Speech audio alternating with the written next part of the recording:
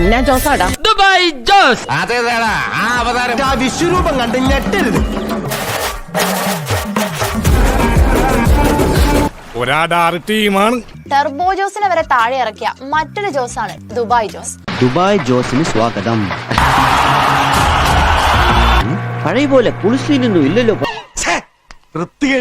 അതെ നീ ഇവിടെ എവിടെ നിന്ന്? ഞാൻ അവിടെ നിന്ന് വന്നു. ഇവിടെ എന്തിന്? ഒന്ന് അടിച്ച് കേറാൻ. അടിച്ച് കേറി വാ. എല്ലാരും അടിച്ച് കേറി വാ.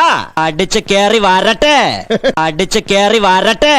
ഇങ്ങനെ ഒരു കുരിപ്പിനെ ഞാൻ കണ്ടില്ലല്ലോ. ഇതിനെ നീ ഇപ്പിണ്ടാക്കിയതാണോ? പോടാ നീ പോടാ.